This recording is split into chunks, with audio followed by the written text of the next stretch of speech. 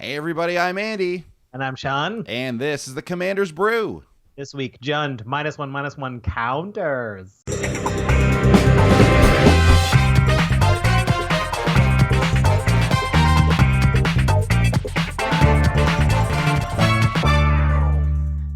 Hey everybody, welcome back. It's episode 100 and lucky number 7 of the Commander's Brew podcast. This is a big one. This is a huge one This is a big one. We're releasing on Tuesday because that is the day we are permitted to release our preview card. We've got preview card for you. That is correct. An official Wizards of the Coast Magic the Gathering preview card. It's coming your way. It's at the end of this episode. Yes, so for those of you who cannot wait, our interview portion at the end will be also the spoiler. We're gonna work that in. So, if you cannot wait, skip ahead to there and then come back for the episode. We'll also be releasing the interview video separately for those of you who just also cannot stand to hit fast forward even. Yeah, exactly. There you go. Jump to that if you really want, or if you want to really build the tension. Just hang around and listen to the show first, and then get it going. Yeah. Welcome. It's episode 107. This is Jund -1/-1 counters. Of course, you know the show. You know what we do. Building a deck. Going to keep it under $50. Budget EDH, Commander, whatever you like to call it. That's how we do. Most cards are not going to be over $5 unless, it really needs to be in there. We'll make an exception here and there. But generally, that's where we like to keep it. Keep it tight. Keep it right. Yeah, keep it tight. Keep it right. Always brought to you by you and your support through Patreon, patreon.com/commandersbrew. Thank you from the bottom of our hearts for that. Also brought to you by Ultimate Guard for all your box and sleeves needs. And brought to you by the Wizards Tower, wizardtower.com. They've been with us the longest. Love those guys. Oh, yeah, they're great. And actually, we do have an ad from them right now. So stick around. Listen to that. Here it is. Oh, hey, everybody. Meow, meow, meow. I'm a 4/4 cat that's been eternalized. And I'm a zombie. Anyway, let me just say it's tough to be a gigantic cat like this. I miss sitting in laps. I can't do that anymore. If I try, I crush the person. And, let me just say I'm pretty grateful that all of Airmon is a desert, because I need a pretty big litter box, if you know what I mean. Purr. Anyway, scratch. The Wizards Tower is a great place to do magic orders, because I don't do small magic single orders, I do huge ones. And since I order $15 or more in singles minimum, I'm ordering like $100 at a time. Anyway, I get my shipping for free to the Canada or the US. The Canada? I don't live there, so that's a normal thing for me to say. It might be called the Canada. You know what? All the countries should start with a the. Anyway, if I use coupon code Tower of Brews, I also get 5% off. Don't do code The Tower of Brews, it doesn't work. And then also, you get 3% kickback on your next order. Or should I say scratch back? Purr. Anyway, I'm gonna go chase a light that I saw move. I still do that, and I'm gonna wreck the place. Okay. Purr. There you have it. The perils of being a gigantic eternalized cat, which is probably the same as a tiger. I think it's just the issue of the cat is used to being a small cat. Right, used to getting around into small places and things like that. Yeah, sitting on laps. He can't sit on laps anymore. He's going to crush your owner. Tragic. Right on. So, and then what else? If this is not enough for you, you can always catch us Wednesday afternoons, Toronto time, 2 p.m., streaming on Twitch, or at the end of the month on the last Sunday of the month. This month is August 27th, doing our Brew and Brawl, where we brew a deck with you, the viewers, on Twitch, and then we play with you, the viewers, on Twitch. That's right. Twitch.tv/commandersbrew. Check that out. Also, just a good time, just hanging out. We'll play other formats of Magic there too. We'll draft sometimes. We'll play the 1v1 Commander format from time to time. cubing it whenever that's possible. So yeah, lots of fun stuff going down there Magic West. That's your best chance to see old Shawnee boy here get real salty at something. Yeah.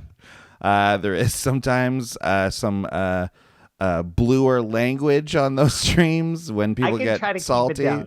No, you don't have to. Whatever. That's fine. I don't know. It is an afternoon stream, but man, I get so salty sometimes. I don't know what it is. I know what it is. You don't like losing, and that's pretty normal. I don't know many people who like losing. Deeper than that, though. I think that, it's a simple, it's just a game. Anyway, that's for me to work out. Yeah, that's for you to work out. That's for you to figure out. I always find it so funny because you're so good at not being like that on the podcast that it's when you get mad it switches so much on Twitch. It's very funny. I don't think anyone would and people are surprised when they see it and like, oh wow, I didn't know Sean really talk like that ever. But it happens from time to time. You get a little frustrated. You get a little mad. You get flooded. I got the heart of a sailor. Yeah. At your heart, you're a wounded pirate, and that's how you curse. Yeah. Anyways, go check those streams out. They're lots of fun. We always have a good laugh there. Mm-hmm. Okay. Well, let's get into the opening segment here. Oh yeah, the Commander's Burn. We have collected some tweets from you guys using the hashtag Commander's Burn. The card we're putting on the coals this time is Electropotence, 2 and a red. Enchantment. Whenever a creature enters the battlefield under your control, you may pay 2 and a red. If you do, that creature deals damage equal to its power to target creature or player. Oh boy, this is for sure a worse War Storm Surge. Yeah. Yeah. Okay, we got some burns from the listeners. First up, Craig at Craig RKR. Electropotence, more like electro-impotence. That wasn't great, but it's more burn than you'll ever do in the game. Yes. Hashtag Commander's Burn. So Craig was not the only one to make the impotence pun for this card, but he went the extra layer and did a double burn in it using the idea of burn. So for all those layers, that's the one we had to highlight. That's a solid add-on burn there. We also had our boy Nick Snyder at VinIn126. He says, Electropotence, when you want to pay for Warstorm Surge 5 times. Which is, yes, that is what, it's true. It's true. Electropotent, or Warstorm Surge costs 6. Your first activation of Electropotence has cost you 6. Yes. And then from that point on, it's strictly worse. Terrible. It's anyway, no good. And then Jessica Angel gave us our very first visual burn. You're going to have to go on Twitter, I think, to actually look at it. But he took the image and put over it, I am Groot. You got to see it. I didn't see this. I should have, yeah, anyways. Just imagine, it's basically the giant fire tree or whatever this thing is saying, I am Groot, right? Visual burn. First time ever. Yeah, great. It's a good burn. It basically, the guy you're looking at it on the screen right now. You're looking at the card. It just says I am Groot under it. The guy is basically like weird Groot. Yeah. Like weird brambly Groot. Yeah, right? He's all brambles, this guy. Right? With weird chin ones. Like, man, trim those. Yeah, man, trim your beard. There's a huge burn. Hey, Electropotence, trim your tree beard. Should we do our birds? I suppose, yeah. Do I have any? That's a question. That's a great question. That's one there. That's one. Trim your tree beard. Hey, Electropotence, when Zendikar was current, you were eating lunch with the uncommons, weren't you? Oh. Ooh, that's not nice. It's not supposed to be nice. No, they're not supposed to be nice. Hey, Electropotence, way to do your best impression of a very angry steel wool. Yeah. That's what he looks like. Pad. He looks like an angry Brillo pad. Yeah. Hey, Electropotence, you're like if Warstorm Surge gave up. I love it. Electropotence looks like you know what Electropotence looks like? Electropotence looks like Chandra's lungs if she was a smoker for 40 years.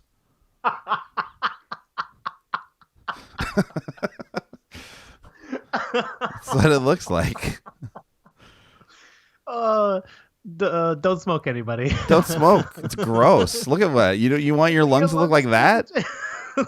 Angry bush-looking thing. Get out of here. We don't know a lot about the planeswalkers in that sense. If any of the planeswalkers smoke, it's for sure Chandra. Oh, it's Chandra. She's the smoker for sure. She just lights it on her head and just goes to town. She's her and Liliana. She's hacking darts like crazy. No question about it. Hacking on them darts. Oh all man, day long. Chandra's often out for a dart. You're trying to fight some guy, some huge thing on some plane, and they're all like, "Where's Chandra?" And she's like, "Oh, she's out for a dart in the back." I don't know if Americans say out for a dart. They probably don't, right? Oh man, you gotta now. That's what we say sometimes in Canada, certain areas. That's a bit of a Canadian thing. Whenever Chandra does 1 point of damage to someone, that's her flicking the butt at them. Yeah. She just flicks a cigarette butt in your face. That's the 1 point. It's quite literally a burn, but also figuratively quite a burn as well. Oh, man. Something Electropotence will never experience. Either way. No way, man. That's funny. I wonder if there's ever... No, certainly there's no art of anyone smoking like a cigarette. No, they probably stay away from that. Because they used to have a hard time putting like religious symbolism. Yeah, they had a real hard time with that for a while. Because it was for kids and there's stuff, only like 1 or 2 instances of guns, of people using guns. Oh. Like I know there's obviously the card like rocket launcher or whatever. But yes. there's a creature that is holding a gun. Like like a crossbow? She's holding like a steampunk like gun, but that's like a Oh, rifle. cool. Yeah, and it's like one of the only images of like a proper gun in Magic. But there's no problem with people hurling fireballs from their hands. Yeah, I guess it's the like you don't want to send the message if kids are playing your game, you don't want them to think guns are okay to play with. Yeah, don't get them into guns, don't get them into smoking, but get them into like angry bushes that are electrocuting the ground. That's fine. Yeah, man. No kid's ever gonna get in too much trouble pretending to be an angry bush. No, exactly.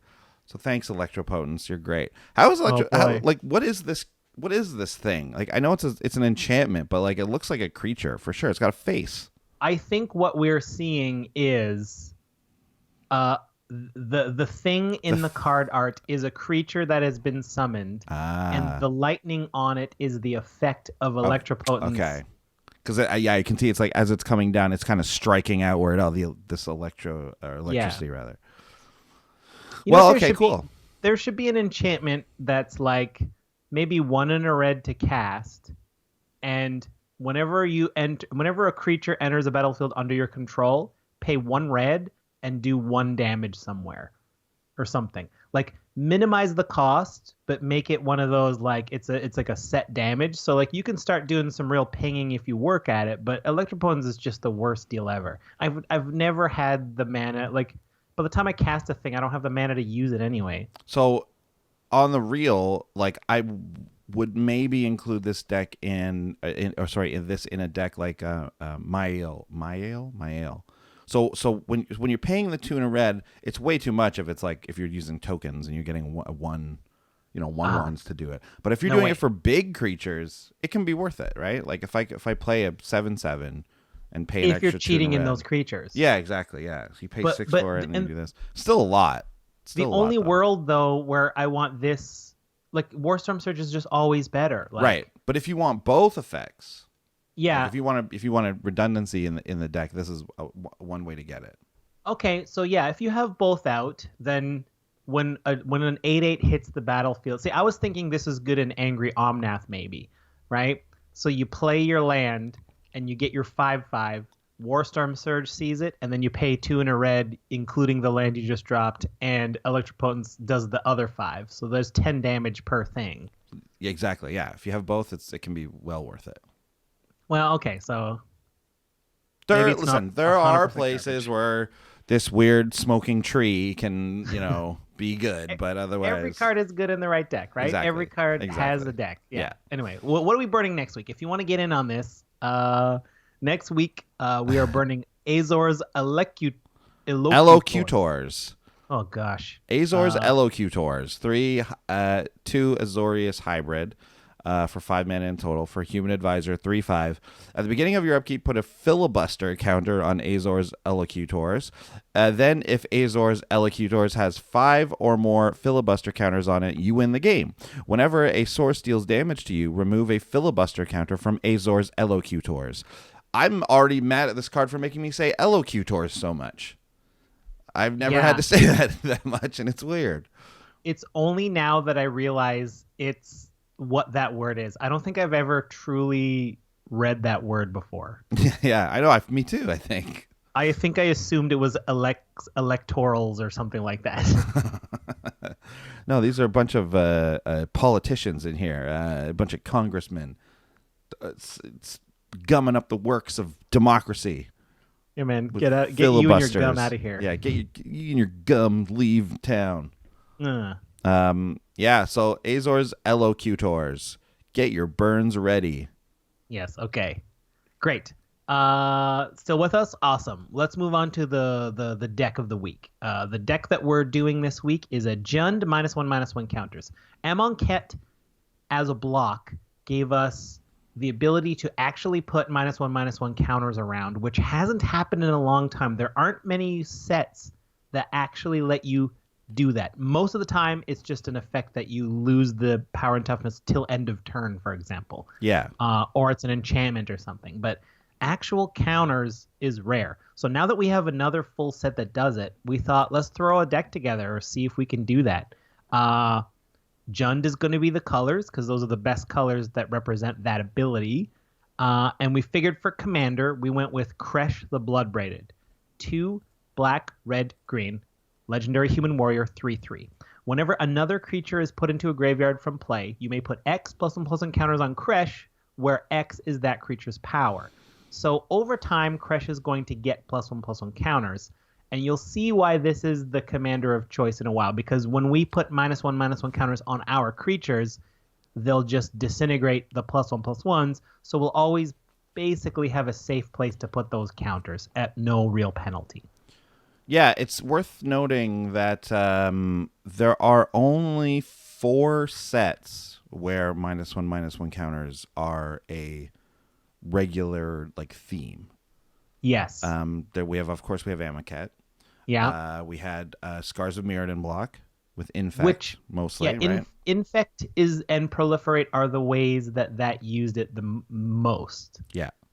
Then we had is it only 3 or is it 4? Then there's Shadowmoor Eventide. So they had they dealt with Wither and Persist.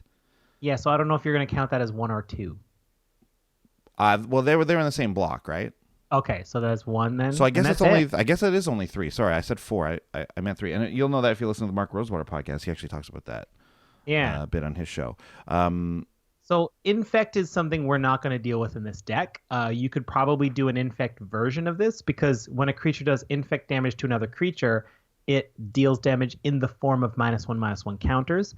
But Infect is a very scary mechanic in Commander, and it draws a lot of hate. But we are going to lean on Wither, and what Wither does is the Infect side without the poison counters. So whenever a Wither creature does damage to another creature, it gets -1/-1 counters. There is, Andy, you pointed out, there's a potential non-bow here with Kresh. Mm-hmm. Well, yeah, I mean, when you shrink down creatures, they lose their power with -1/-1 counters, and when they go to the graveyard, they won't have any power. Yeah. So you won't get any counters on Kresh. And while that's certainly true, it's still worth having Kresh as your commander, mostly because for what Sean said, there's he when you do get, because you're not always going to kill every creature by just shrinking them down like that, right? That's going to be a thing that's going to allow you to kill them easier in combat and things like that. So Kresh will get +1/+1 counters. Also, there's I'm assuming we have some sacrifice cards in here. So when you do, that's also going to be a way to get around it because it's any creature. It's not just your opponents. Right. So yeah, you're going to be able to get +1/+1 counters on Kresh, and then like Sean said, he's a good place to put the ones you have to put on your own creatures and things like that. Yeah, right. And like, let's be honest, if you're playing a game and your deck has killed every creature that has hit the battlefield, you don't need to worry about your commander not That's fine that Kresh didn't get a bunch of counters from it. It's fine. You're dominating so hard anyways. Right? Yeah, right? That's okay. Yeah. That's okay. Yeah. So he actually is a very good commander for this, despite that little bit of a non-bow that can certainly occur and will occur, I'd say. In most games. So there will be times where Kresh will not be maxed out. But, right. And just for a little rules interaction, in case you weren't aware, +1/+1 and -1/-1 counters can't exist on the same creature. If they do, they will cancel each other out and disappear. That's just a way to keep it simple, so you'll only ever need one die on the card for counters. You don't need a +1 die and a -1/-1 die. How sure about that are you? 100%. Because then explain this interaction to me. Okay. So here we go. This is the worst part of the show. Welcome to our segment of at least one of us for sure doesn't know the rule. Okay, I'm confident I know this one. Yeah. So okay. So like I will save you from shouting at the podcast. Yes. Okay. So what Sean just said, I've always been like told that that's how it works, and I as far as I can see and tell, that's how everyone plays. That's great. But when I was making my Marquesa deck, the original Marquesa, Grixis Marquesa, whenever a creature dies with a +1/+1 counter on it, you get to bring it back at the end of turn, right? Yes. So naturally, I was looking for board wipes in that deck, and I looked up a little card that I believe we will be talking about here, Black Sun Zenith. Yes. I'll just bring it up for the image so people know what I'm talking about. Sure. It's an X spell, black, put X -1/-1 counters on each creature, shuffle it into your own library. This board wipe, I was like, this will just take off the +1/+1 counters. It actually won't work with Marquesa. This is a non-bow with her. I'm wrong. That is apparently, and I read this rule because I had to look it up, but Black Sun Zenith, you will still get Marquesa's effect. How? Okay. So the counters can't exist at the same time on the creature, and that's a state-based effect, right? Like the game, whenever the game does state-based effects, it'll be like, oh, 2 counters the same? Gotta get rid of it. But the game also is looking at me like, oh, this thing has 0 toughness? Gotta put it in the graveyard. So it's gonna see the 0 toughness and put it in the graveyard before it has a chance to wipe the counters. And then it's going to say, hey, what was the counter will still be there because it was like, what, did this have a counter when it went to the graveyard? Yes, it did, because it didn't have a chance yet to do that.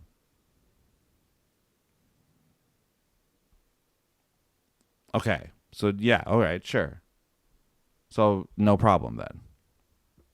I mean, if that's how the rule works, that's my interpretation of it. I'm not I guess state-based actions also have a layer system and they go in order. Like, what if these 3 state-based actions need to happen? Which one happens first? I guess 0 toughness happens before counters canceling out. Okay, so this is specifically a Marquesa thing and not really a -1/+1 +1/+1 thing. It's more about, because I'm also just quickly looking this up and I'm seeing that it's like it's more based on this. It's all about the state-based actions, and it takes a lesson. Okay, cool. That's rules count. That's rules corner, where one of us doesn't know the rules, and one of us was right, like I said. And great. Okay, perfect. So we figured that out. That's good. Okay. I feel good about that. So that means the rule that I always thought I knew and was right is actually right, and there's just a different little twist on it with that card. Perfect. Yeah, if you Black Sun Zenith and don't kill creatures, those counters will disappear.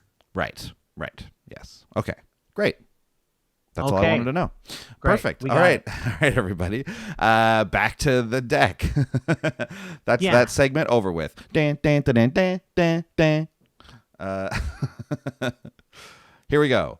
And Amonkhet gave us a ton. I think this deck may not have been that great before Amonkhet, but now I think it seems pretty good. Right. And it doesn't just deal with -1/-1 counters. And here's why. Do you want to take the first one there, Andy? Yeah, for sure. The first card we have here is Patre, Vizier of Poisons. You knew we had to include this one. She's black and green, a legendary human cleric from Amonkhet. She's a 2/2. This is Cleopatra. I didn't know this until very recently, but this is Temet is the King Tut, and Patre is the Cleopatra. Of course it is. Whenever Patre, Vizier of Poisons, deals combat damage to a player, you may put a -1/-1 counter on target creature. Whenever you put one or more -1/-1 counters on a creature, create a 1/1 green snake creature token with Death Touch. Cool. Great. So obviously this is going to be creating the main thing this card's going to be doing in this deck is going to be creating those 1/1 snakes with Death Touch, which does two things. Obviously, it gives us a great group of defenders, so they're going to find it very hard to swing into us. But also, those snakes become little fodder for putting -1/-1 counters on when we have to put something on our own things, right? If you don't have Crush Out, exactly. If we don't have another place to do it, these snake eyes are great for that, because whenever you put one on, it creates another one, and you can keep that cycle going. Yeah, and then the Death Touch snakes are great ground defense too. And it doesn't take long for you to get a gigantic army of snakes that becomes very difficult to deal with. Yeah. One Black Sun Zenith, and you've got quite a few snakes. Quite a few. Not only that, there's two enchantments, one from Amonkhet, one from something else, I forget. I'm going to read them both at once because it... What? It's from Shadowmoor. It's from Shadowmoor. Thank you, Andy. They're basically the same. Nest of Scarabs, 2 and a black enchantment. Whenever you put one or more -1/-1 counters on a creature, create that many 1/1 black insect creature tokens. Cheap to cast. Black Sun Zenith, you don't get a bonus for multiple counters. You get one per instance of counters. So if you Black Sun Zenith with 10 creatures out, you'll get 10 insect creatures. Not bad. But then Flourishing Defenses costs a bit more. It's 4 and a green for an enchantment. Whenever a -1/-1 counter is placed on a creature, you may put a 1/1 green elf warrior creature token into play. Now that counts them. So if you Black Sun Zenith X equals 10, then there's 10 creatures out, then you will get 100 elves. What? No, that's what Nest of Scarab does. No, Nest of Scarabs sees whenever one or more. Right, so but it says create that many. Oh, that many? I missed that. Yeah. Oh, yeah, so they're the same. So Nest of Scarabs is just straight better because it's cheaper. Flourishing Defenses is whenever a 1/1 counter is placed on a creature, you may put a... Yeah, okay, so you're right. So they both do the same thing, right? Because whenever you put one or more -1/-1 counters on a creature, create that many 1/1 black. Yeah. So they're the same. Yeah, cool. Yeah, so you're going to get a ton of creatures like this. So don't even worry about it. Don't even worry about it, yeah. It's weird, yeah. Flourishing Defenses is the green one and it costs more. I guess it's probably more it just being an older card than anything else. Sure. Oh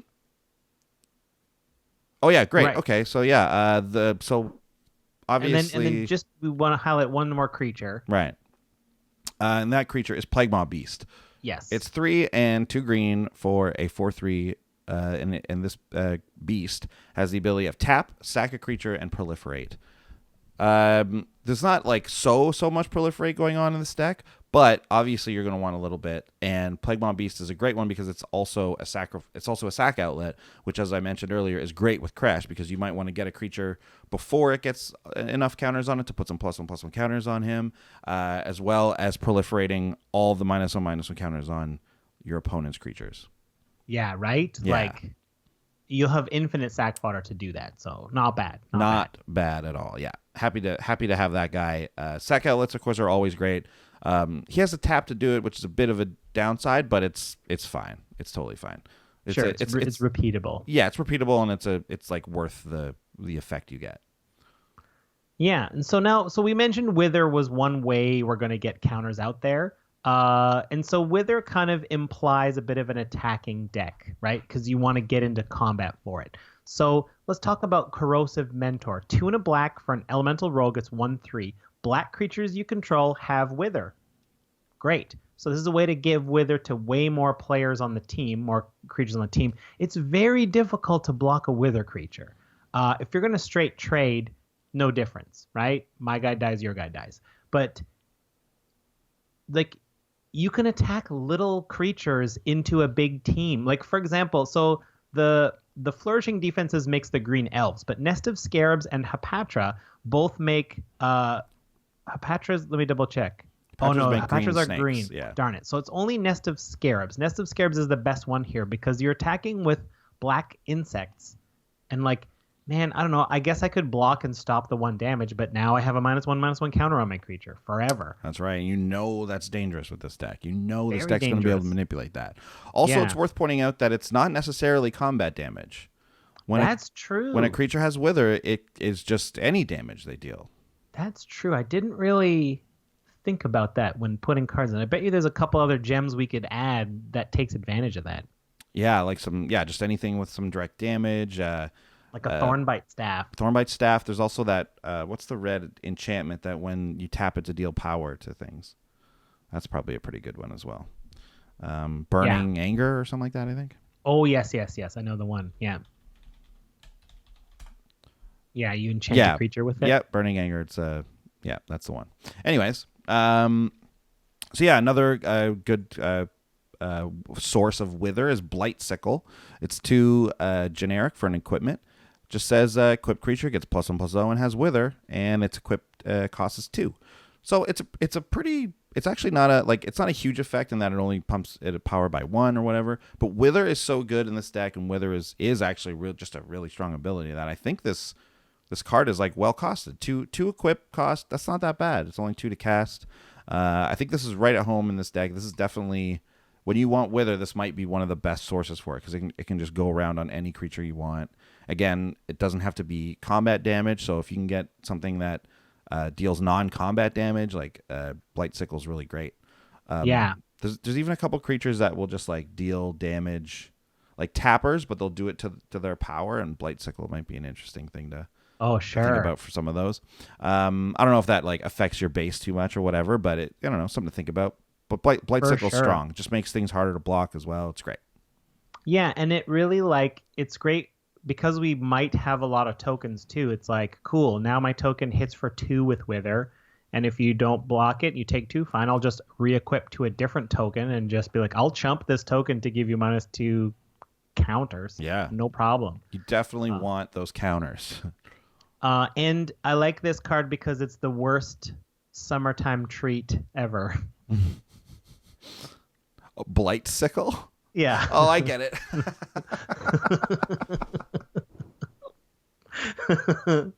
You want to come over and have Blight Sickles? No. They're really tasty, but they disintegrate your mouth. Yeah. They suck the power out of you. They wither your muscles and bones. But there's cherry, there's grape, there's lemon. There's the white one. I'm not sure if it's cream soda or whatever. Blue one, which is raspberry, which is all I always found to be strange. Like, why is blue raspberry? But anyways, and also why did my bones melt? Yeah, why did my bones crumble to ashes? Two questions. Why did my legs disintegrate? And why does this blue thing taste like raspberry? Hey, but you know what? If you eat enough of them, you save up those popsicle sticks, you could trade it in for a cool t-shirt. Yeah. Unfortunately, I don't have a torso to wear that t-shirt. You've heard of Popsicle Pete. Well, what about Blight Sickle Bob? Blight Sickle Bob. Blight Sickle Bob. He's just surfing in on a wicked like scythe looking thing. Or he surfs. He like skateboards in, but his skateboard is like coffin shaped. Oh man, Popsicle Pete was in. That was a thing that was all around North America, right? That wasn't just us. Yeah. Okay. Good. I don't know. Must be. I don't know. I'm gonna say Popsicle Pete was a popsicle cartoon that brought us popsicles in Canada. Yeah, no, he must have been. I'm gonna go ahead and confirm that he was in the States as well. Okay. Okay, cool. Blight Sickle. That's amazing. One more card we want to feature. This is a pretty good one, too. Everlasting Torment, 2, and Hybrid Rakdos, so 3 total. Enchantment, players can't gain life. That might be relevant. Damage can't be prevented. I don't mind that either. And all damage is dealt as though its source had Wither. So that's a global effect. That affects everybody. So when you crash a Wither creature into their creature, then your creature shrinks as well. So that's not ideal, but this is a great way to just... as you may be gathering, this deck does a lot of attacking. There's a lot of attacking in it. So there comes a point where you're just like, I'm going to send my whole team at you with Everlasting Torment. It's like, it kind of puts your opponent in the same position as an overrun where they have to just block everything to stay alive. But if they do, they lose half their resources anyway. You lose a bunch of yours too, but ideally you wait to cast this when you're in a position to take the most advantage of it. I think this card is actually sneakily very good in Commander. I think if you have any decks in your meta that are using the gods, especially as like win conditions to like attack and stuff. Oh yeah. I've seen Everlasting Torment take down a Karametra by an unsuspecting Karametra player, Phil DeLuca, when he attacked his Karametra into into a board that had where the guy had Everlasting Torment out. So yeah, it is global. So yeah, there's some reciprocity there, but like you will probably build your deck knowing, and you'll probably play this at the time when it's most advantageous towards you, right? So you got to always think of those things when you're talking about cards that have a global effect like that. But Everlasting Torment, I think, is very good. Yeah, I mean, we're not going to go into it, but the writing's on the wall. We're an attacking-based deck, so we're prepared to trade creatures. So we're going to get creatures back from the graveyard a bunch. Mm-hmm. Great. Okay, so now let's go into so here's how counters help us. Here's some cards that just make the existence of counters, they make our deck better. This is Midnight Banshee. 3 black, black, black. Really heavy on the black pips, but it's a creature spirit, 5/5 with Wither built in. And at the beginning of your upkeep, put a -1/-1 counter on each non-black creature. Most of what we've talked about so far has had black in it. This deck is mostly black. We will certainly start withering some of our creatures we might not want to, but I'm going to assume, if the whole table is playing black, then just don't resolve this card. But there's going to be some decks where this just repeatedly drains. And then throw in 1 or 2 proliferate triggers, and it's crazy. Death triggers are probably really good in this deck as well, just because from what I'm seeing, your tokens, I think, are going to die a lot of the time, especially if you got a Midnight Banshee out, because those 1/1 elves you made, while you're still going to... It's neat, because if you have Flourishing Defenses out, you put -1/-1 counters on all of them. You kill them all, but then you also make that many back again. Yes. So you sort of have an unlimited supply of them. It's interesting, right? So if you had something like a Zulaport Cutthroat out there, you can really do some pretty serious damage. But yeah, Midnight Banshee. Yeah, it's going to be good because there's a lot of black running through this deck for sure. For sure. Another one, you knew we had to include it. I think it's really one of the reasons to make this a Jund deck and not just a straight up Golgari deck is the Scorpion God. 3 black, red, legendary creature god. It's a 6/5. Whenever a creature with a -1/-1 counter on it dies, draw a card. Woo-hoo-hoo. Pay 1 black and red, put a -1/-1 counter on another target creature. And of course, the bonkers text of when it dies, return it to its owner's hand at the beginning of the next end step. Yeah. Yeah. So unless they instant speed exile your graveyard, which is very possible, but you're going to basically have this guy around for a lot of time. It's kind of... It can also be a dump of -1/-1 counters on one creature if for some reason you need to do that, but also just a big threat that can end the game. Yeah, he's especially useful to start proliferating, just to get that first counter on something that you need to proliferate later on, if it so happens to be. Like if maybe Midnight Banshee can't affect a key player because it's already a black creature. Scorpion God don't care. Scorpion God don't see color. He's going to put it on there. Oddly enough, Scorpion Dog also don't see color. Scorpion dog colorblind. Yeah. Scorpion dog is definitely colorblind, and but very loyal. But very loyal Scorpion dog. Yes. Which is a Scorpion dog also comes back to your hand every turn because of its loyalty. Right. Yeah. But you have to pitch an artifact, but then it comes back with that artifact.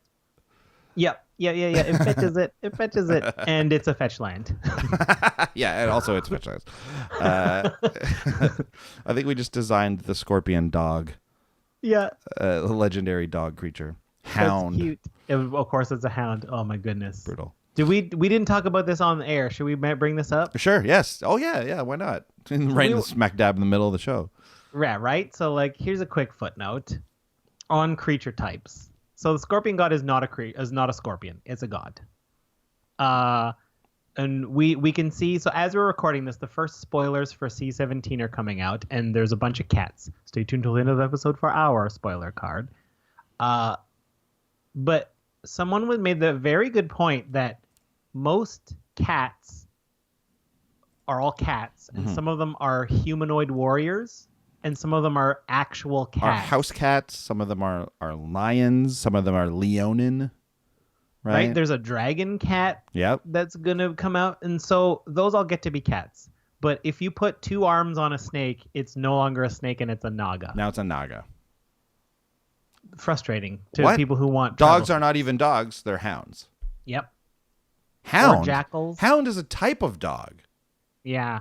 How does that make sense? I don't think it makes know. sense whatsoever. I don't understand. I've heard the explanation from Marrow on his podcast, but I don't think it really holds up. Well, I don't remember it. My first one. Do you remember what it was? Yeah, well, it's like they said that dog isn't like a magical enough creature. That hounds, isn't either. But you have house cats in your set, and they're cats. And I guess the argument is that cats are like tied with occult stuff anyways, and they have a bit more of a mystical, sense to them. Okay, which I guess is that is a valid point. Cats are just better. So yeah. Well, but the only argument I've heard for making nagas is that you want to give them some character. You want to give them some flavor. They're like a special group of creatures. And it's like, I get that as well, but can they be nagas? Can they also count as snakes? I don't know, man. I just don't understand what the harm is in giving us more of the same tribe. Especially since it seemed that they started with snakes and then turned them into nagas later. Yeah. But you know what they need to do? They need to unite both sides, naga and snake. They need to unite them with, it would have been nice to get maybe out of this set, but we're not going to get it, obviously. But is a uniting deck of snakes and nagas and have a couple of key cards that affect both of them and makes it worth running them all together. Ooh, like a commander that says all snakes get +1/+1 and all naga get +1/+1. Yeah, exactly. Or like any naga, or like a card that like conspiracy or something, where it's like nagas are snakes and snakes are nagas, and then they get some other fun bonus. Man, what a tough card to what a tough a Simic card, and the overall it's a Sultai deck or something. I don't know. Can you imagine just being like, I gotta cut a card? Oh boy, this card basically does nothing. Card does nothing. But okay, so it's a okay, hang on. Okay, bear with me here. I'm with you. It's a sorcery. It's a creature tutor for 3, and it gives you an emblem that says all nagas are snakes and all snakes are nagas for the rest of the game. And it tutors for a snake or a naga. Exactly, yeah. Huh. You'd run that in a tribal deck that's snakes and nagas, right?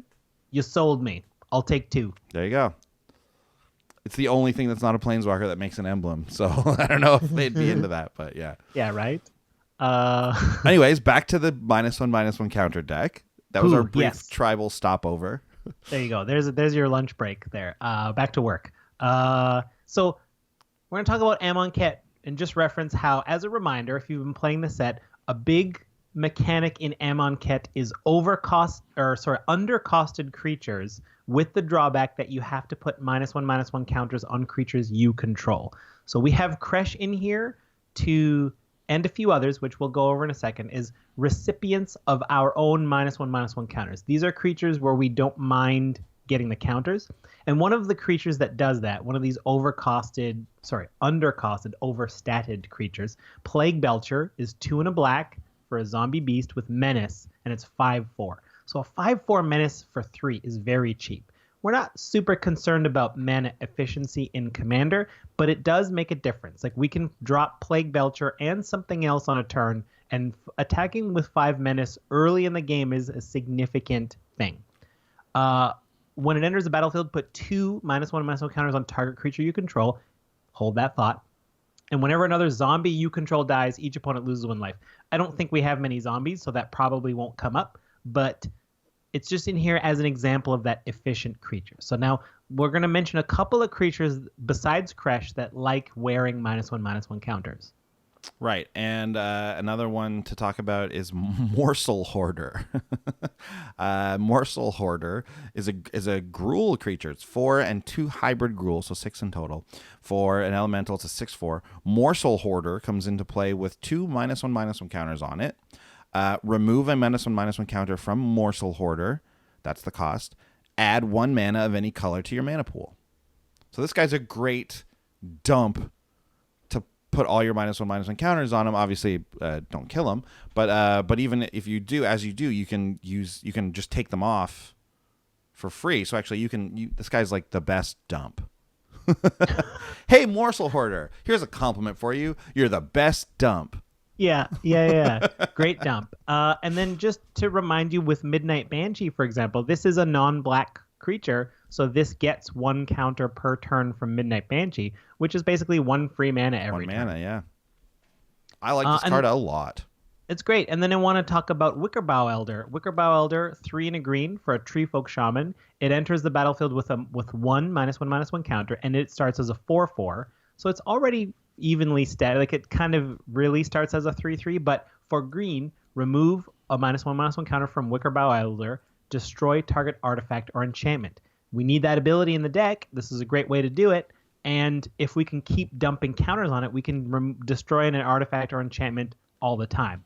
When we're out of targets, we can't remove any more counters. So Wickerbow Elder is in danger of withering down to nothing when we're out of targets because of things. But if there are no opposing artifacts or enchantments, he's done his job, and we won't need him.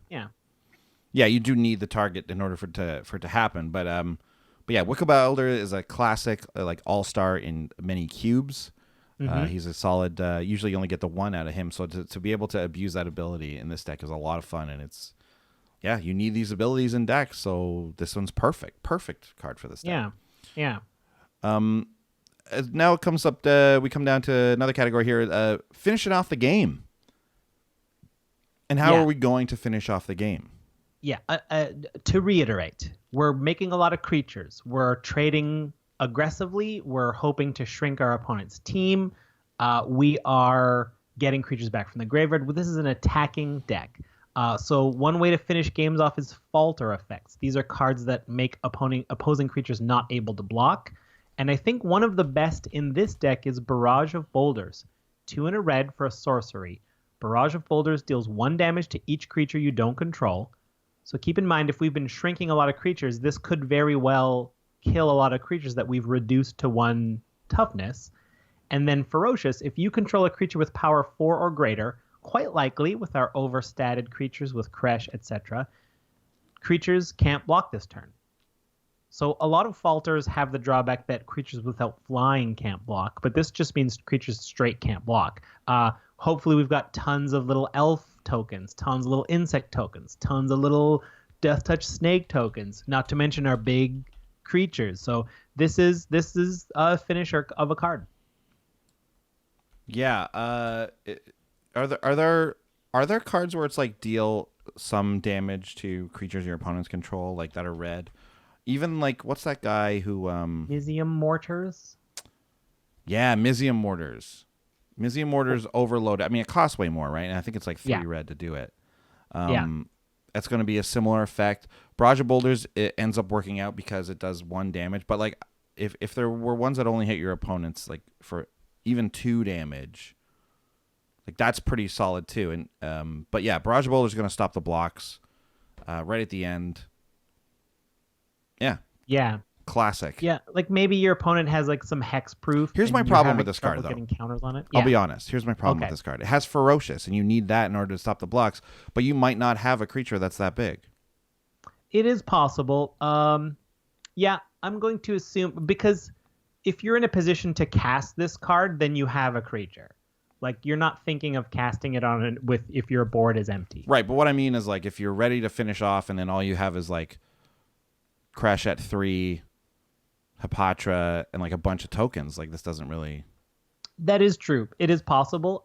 Seems unlikely to me. I haven't done an analysis on it, but I'm going to quickly run in and check what the average power of our creatures are. Yeah, that's the thing. I haven't really taken a deep look at those other other creatures. I mean, I know we have some that are bigger, but and you just need the one. So actually, it's probably fine. I mean, Scorpion God's hard to deal with. He's going to qualify. Kresh. I mean, Morsel Kresh is going to Hoarder. get counters, right? Yeah, Morsel Hoarder, Wickerbow Elder. Yeah, Kresh okay. So you're counters, probably right? pretty okay. We're not the only people killing creatures. So Kresh is going to... Other people will be killing creatures as well, and Kresh sees that and takes advantage. Absolutely, yeah. Okay. I'm not gonna give you the stats on that. We're just gonna assume that we can do it. Yeah. I mean, it has the drawbacks of like other commander card. Like, it's a sorcery. It's a one-shot card. These are not ideal in our format.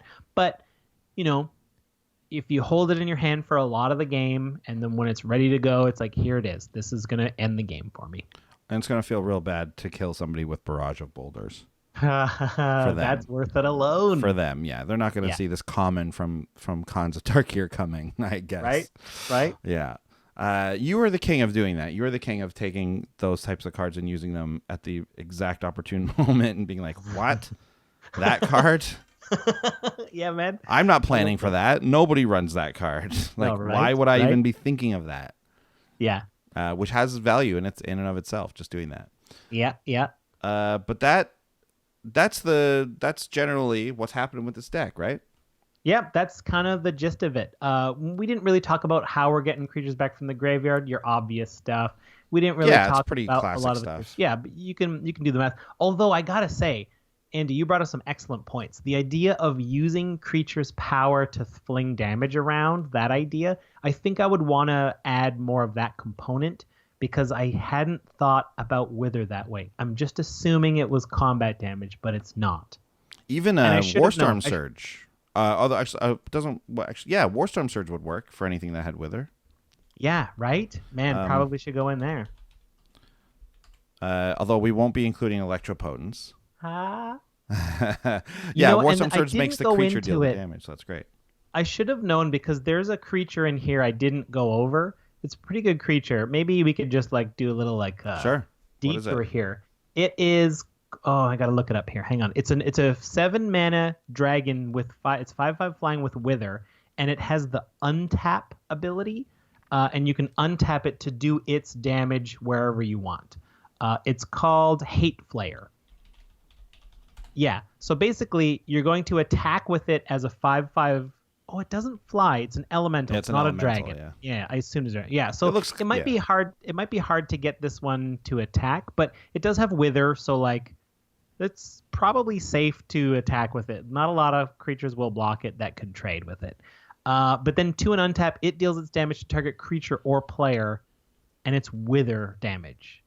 So it won't hit back as hard. So even if someone decides to chump block it with a 9/9, then you just untap Hate Flare before damage, shrink that 9/9 to a 4/4. There you go. It's not dead. That's what I was going to say, is that if you have the mana available for it, which you probably do because you just cost this thing for 7, or you cast this thing for 7 rather. All you need to do is attack, and then it's like, okay, block it now. Yeah, go ahead. Right? Because they can just untap, kill something, or at least shrink it, and then that's just going to be a nightmare to block. Yeah, and if you chump block it, I don't care. I just want it to be tapped. Yeah, and then you can untap it and still kill something big. Right? The best answer to Hate Flare is blocking it with 6/1/1s. Yes. Right? Yes, that's going to work. That's going to work. But even then, you might have something. You might have a Scorpion God on the board or something like that you can mess around with. So yeah, Hate Flare seems like you definitely want this guy in here. Sure. And then I'm gonna untap it and just kill your biggest thing before it dies. Not to mention, just crushing for 5 damage. Yeah, right? Right? Maybe that should have made the 3 stars of the deck. Maybe. Well, we haven't even done it, so let's go to the 3 stars of the deck. This will be honorable mention. Honorable mention, Hate Flare. And then the 3rd star of the deck, something we've already talked about, Black Sun Zenith, X black, put X 1/1 count, -1/-1 counters on each creature, shuffle it back into its owner's library. That's the beauty of these Zenith cards. They keep showing up. Yeah. This is a great board wipe that just triggers all of our bonuses. If we board wipe this way with Scorpion God, with one of our token makers, we're going to end up with a lot of cards in hand. That's right. And with a board full of tokens. So great. It's awesome. kind of a one-sided board wipe. Number 2 star of the deck is Necro Skitter. 1 black for a 1/4 elemental with Wither. It says whenever a creature an opponent controls with -1/-1 counter on it dies, you may return that card to the battlefield under your control. Come on, man. Oh, wow. Speaking of board wiping with Black Sun Zenith, yes, please.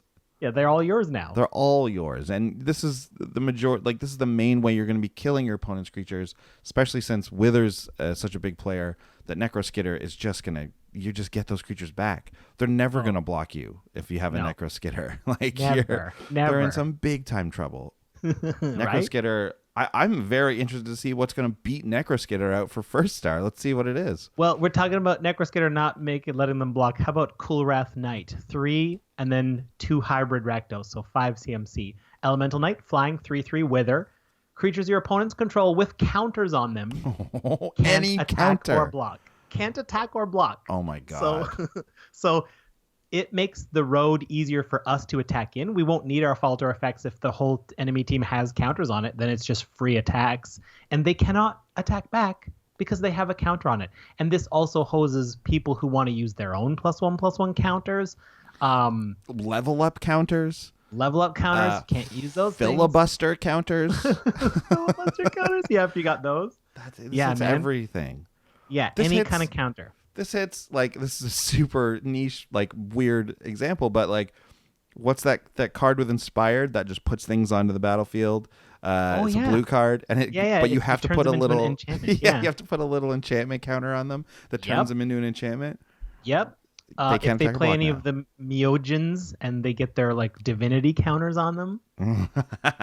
That's great. We could just go on naming counters until this podcast is over in 3 days, but we're going to stop here and just know that all counters, they won't be able to attack or block. So Cool Wrath Knight fits perfectly in with this deck. With it, even just having native Wither is also really crazy. And I'm gonna I think it's Cool Wrath Knight, but let's try to pronounce it Cool Wrath Knight. Oh, it's a cool wrath, let me tell you. It's not just a regular wrath, it's a cool wrath. Also, worth reiterating that it's only creatures your opponents control. Yes. Right? So it's only your opponents that are going to be... you can still have whatever counters you want, and you're good. You're fine. Yeah. Oh, wow. That's great. Man. That's great. Big fan of this card. Do we have any surprises or discoveries for this deck, for the Jund? Not a huge one. Counters? Not a huge one. I was just looking for ways to just, see your removal package. How do you deal with removal? And I never, Primeval Light. 3 and a green, sorcery. Destroy all enchantments target player controls. Getting a 2-for-1 or more is always excellent in a card because in a multiplayer game, card advantage is important and it's hard to go 1-for-1. But I forgot there existed a card that dealt with all enchantments in a sort of one-sided way. It's not all opponents. It's not quite Enchantment Vandal Blast. But if there's a creature with 2 or 3 awful enchantments, you just get them all while preserving your own. Yeah, and targeting the player is what you need to do as opposed to targeting those things. So that's helpful. This hoses a lot of Voltron players. A lot of token players you'll find will actually run a lot of enchantments because they'll have anthems and doubling seasons and things like that. So that's really great. There are some cards that destroy just straight up all enchantments, right? Oh yeah, I'm running 1 or 2 of those as well, and they're cheaper and they're instant. But we have a lot of enchantments we like our Flourishing Defenses, our Nest of Scarabs. Palace Siege is in here if you know this podcast. Of course. We don't want to hit those, right? So this is a nice way we can hit a lot of enchantments, but not ours. I think this is worth looking at for a lot of decks. Especially, it's also can be very meta dependent. If you know there's a couple of decks in your meta that are running heavy enchantments, this card can just crush those players. Yep. Great. Okay. Well, before we get to the budget report, we gotta quickly mention our friends over at Wizards Tower again. Wizardtower.com. Go there. Use our coupon code Tower of Brews. You're gonna get free shipping to Canada and the United States. Orders $15 or more of singles. So get out there and take a look at those. Take a look at those new C17 spoilers / previews, and once they get them up on the site, which I'm sure will be very soon, start ordering those. Start taking a look at those. Maybe order like our preview card that we will preview at the end of this episode, which is coming in so soon. It's coming so soon. Yeah. Great. Yeah, right now, everyone's listening. Be like, stop making jokes. Stop making jokes. Just get to the content. Get to the spoilers. You have a fast forward button. You can just go to that if you want. But I do appreciate if you stayed with us the whole time waiting. Maybe you already saw it. Maybe you fast forwarded and then came back into doing the episodes. That's so you're true. Just like blissfully enjoying things. Yeah. That's probably what most people are doing. I think so. That's what I would do. So that's fine. All right. Well, let's get to the budget report. This is where we take all of the cards and we reduce them by $1 counters and find out which ones are free and which ones still have cost. Newsflash, most of them will still have cost. Yes. I guarantee you. If you reduce every card by $1, most of them don't have cost. That's anymore. true. There's a lot that won't have cost. Yeah, that's true. A lot of this deck's $50 budget, so it comes in at $49.96. And a great deal of that is in like a handful of cards. Yeah. Number one is the Scorpion God. It's a mythic from the new set. It's a splashy kind of thing. People are still figuring out if it's in standard or not. I think it's just, that could go up, I suppose, but I also think it will go down over some time. Depends on what comes out in the next set, because right now it seems to not be seeing a lot of play in standard. Yeah. Or any other format for that matter. But something could happen in Ixalan? I think it's safe to say we won't get more -1/-1 counters. Yeah, I think so too, yeah. So this guy's not going to get better that way. Yeah, because that's how it would get better, right? Mm-hmm. Now, unless there's some kind of crazy red-black deck where this just ends up being good as well. Who knows? I don't know. Yeah, I don't know. Anyway, it's $5 now. I think it's pretty safe to go down. Yes, but I also think it's a keep. Oh yeah, it is. It's like we said. It's one of the reasons you make this a Jund deck. I mean, really, all the Wither creatures that are red-black from Shadowmoor are also, you got to have them for this deck. But Scorpion God is easily one of the best payoffs for it too, right? Drawing a card whenever a creature dies with a -1/-1 counter on it. Yeah, it does allow for our falter effects. The red is in here for that, so as well. Mm-hmm. Yes, so you want the Scorpion God. You gotta have him in there. Gotta have the Scorpo. Another must-have is the second most expensive card in the deck, which is Black Sun Zenith, coming in at just around $4. You've got to have Black Sun Zenith. You simply can't have this deck without it because it's one of the biggest, it's one of the best cards to put -1/-1 counters on things. It puts it on everything. Yeah. You decide how many. You decide what level of creature you want to kill, what level of creature you want to keep around, all that kind of stuff. It's just essential. Yeah. Enough said. And then third most expensive card, the Cool Wrath Knight. It's our number 1 star. It's $3.50. You got to keep it because it's the number 1 star of the deck. You got to. Yeah. So it looks like you did everything you could to make this deck under budget. It happened. Yeah. And then you just kind of have to you have to keep those 3 creatures for sure. I think Black Sun Zenith is fairly expensive as a spike. I haven't looked into it, but I think because Amonkhet deals with these counters and people are now making -1/-1 counter commanders, Patre was a big influence on this. I think that's why Black Sun Zenith became fairly expensive. I used to always be like, oh, I'm running black, cool. Black Sun Zenith and Life's Finale, there's my budget Wraths. But each of those cards are a few dollars now, so it's getting harder and harder to do that. I wonder. we got a relatively new segment on the show, which is some cards that are out of budget. If you're looking to break the bank a little bit, you of course can do that. And we've got some cards that are specifically good in this deck. They're not just going to be staple cards that are good and everything, but things that we think if you did get like your grandma gave you $20 for your birthday, guess what? Maybe you're going to blow it on a couple extra expensive cards for this deck. So one of the ones that you might think of doing is Dusk Urchins. It's 2 and a black. It's a creature. It's an oof. It's a 4/3. It says whenever Dusk Urchins attacks or blocks, put a -1/-1 counter on it. And when Dusk Urchins is put into a graveyard from play, draw a card for each -1/-1 counter on it. Yeah, it's like over $5. I'm not entirely sure why. Could that be a spike because of Patre, because of Amonkhet? I don't know. P.S. You are definitely right that Black Sun Zenith has spiked because of Amonkhet. No question about it. Yeah.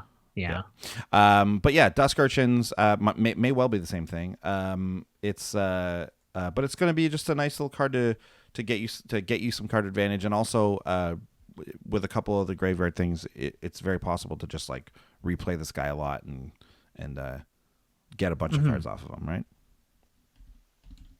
Yeah, here's a card that's too expensive because of Atraxa. It's Contagion Engine. 6 generic for an artifact. When it enters the battlefield, put a -1/-1 counter on each creature target player controls. That's already excellent. And then 4 tap proliferate, then proliferate again. This is the best proliferate engine. No pun intended. It's Contagion Engine. Aptly named. And it's $10. Yeah, Dusk Urchin also did spike from Amonkhet, and I'm guessing Contagion Engine looks like it was around. Yeah, it was Atraxa that did it. Yeah. Yep. Yeah. Yeah. I mean, if Contagion Engine absolutely belongs in this deck, but if you don't have it, you don't have it. But if it's worth $10 to you, this might be one that you do the staple binder thing with, and you put it in a few decks, so you can kind of mitigate that cost a little bit. And finally, we have Crumbling Ashes, which is a 1 and a black for an enchantment that says at the beginning of your upkeep, destroy target creature with a -1/-1 counter on it. This is an $8 card. Oh, no, wait. No, it's not. It's $5. It's 5? Yeah. Oh, it said 8 on some other, on MTG, another MTG site we price things on. Maybe, I don't know. Maybe that was the online price or something. I don't know. I'll check on even another one. No, you're right. For some reason, the Scryfall is telling us it's $5, but it's actually more likely to be around $7 or $8. So Crumbling Ashes would be a fantastic card in this deck, right? Every upkeep, you just get to basically kill something. But here's the thing: you do have to kill something. So if you're only left with your creatures with -1/-1 counters on them, you will have to kill one of them. Which may not be such a big downside because, like we said, if you're running a few things that have some death triggers, or you're able to bring things back from the graveyard easily with like a Phyrexian Reclamation or something like that, Crumbling Ashes is still very, very much worth having in the deck if you can afford it. Yeah, for sure. For sure. Well, there you go. That's the deck. That's it. Man, if you've been waiting, we're about to do it. We're going to do our spoiler card. Ooh, I can't wait. Yeah. As usual, to wrap it up, we're going to have our interview. It's our spoiler. Thank you to everybody for listening. Just listening is thanks enough. So we're so grateful to have you. You can find us on all the medias, etc. Great. Yeah, our every Wednesday, 2 p.m. Toronto time. Check us out on Twitch. We're going to stream something. That's right. Yeah, and I guess without further ado, enjoy our very first preview for Commander 2017. Here it is. Oh, bye-bye. Bye.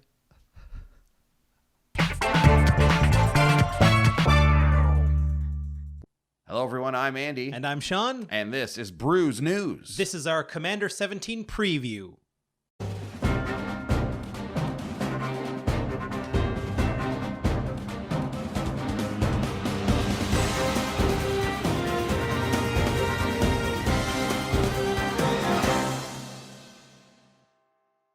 Welcome back. We could not be more excited to bring you our C17 preview card. Territorial Hellkite. 2 red, creature, dragon. 6/5, flying, haste. At the beginning of combat on your turn, choose an opponent at random that Territorial Hellkite didn't attack during your last combat. Territorial Hellkite attacks that player this combat if able. If you can't choose an opponent this way, tap Territorial Hellkite. That's right, so we had our very own Andy Hull go out into the field and interview the subject of the card, Territorial Hellkite. Hi, yes, thank you, Andy. Andy Hull here in the field with Territorial Hellkite. Territorial Hellkite, welcome to Magic the Gathering. It's great to be here. I'm brand new. I've never been here before. I'm very excited to bring me and my power here. Great, yes. Of course, a good number on your power as well as toughness, especially for that mana cost. Talk to us a little about what it is that you do. Sure. Territorial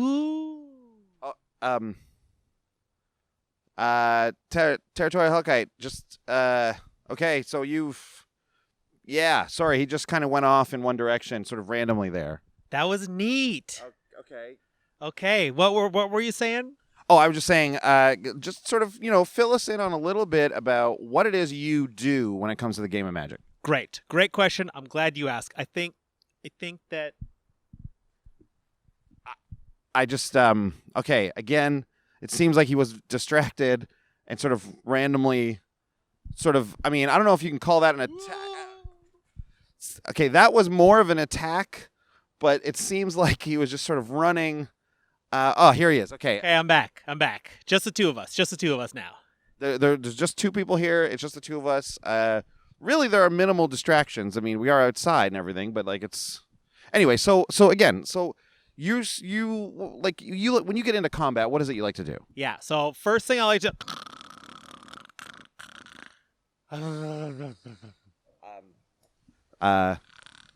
Territorial Hellkite. Sorry, what's happening? You've just fallen asleep. Oh, yeah. Where am I? You're on Earth Plane. You're being interviewed by Andy Hull from Commander's Brew. Have I been here before? I mean, well, not before today. Okay, not before today. That's okay then. That's okay. Okay. You were looking at things earlier, and then it seemed like when you looked at, you'd already seen everything. You just kind of fell asleep there. Yep, that sounds about right. Puzzling. I'm a puzzle. Okay. Well, I mean, the 4 mana was spent. You're here. You're falling asleep. You're obviously red. Are you black as well? No, just red. I'm just wearing a black shirt to contrast my red tie. Oh, great. Okay. Well, you know what? Territorial Hellkite, it was really great talking with you. Hopefully, your run in Commander will be great, and people will run you in all kinds of decks. Thank you. I can't wait to be territorial everywhere and go to the bathroom everywhere. Back to you, Andy and Sean. And now the weather. For those of you... Sorry. Actually, this just in. We have another preview card. Okay, yes, this is good.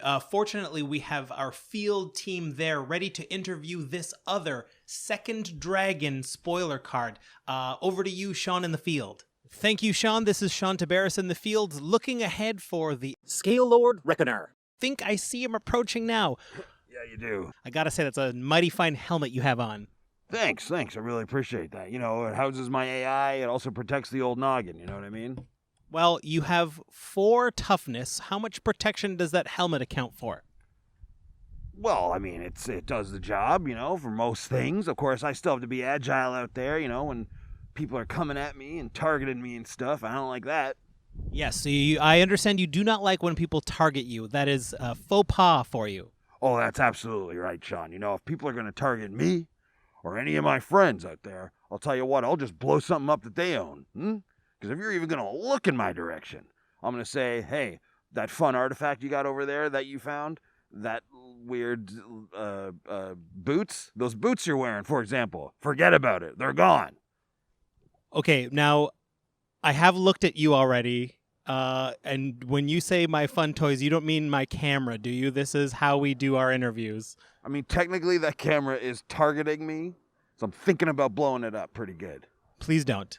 Well, we'll see about that. You know what? I'll just ask Cortana. I'll check it out. I'll say, let's see here. Cortana, right. I know why this looks so familiar. Are you Master Chief? Yeah, I'm John. John Master Chief. John Chief. John Chief. I've played all of your games. I think they're great. I'm a huge fan of yours. Red versus Blue, all that stuff. Yeah, I mean, it's been a long haul out here, crushing the flood, taking care of the Covenant.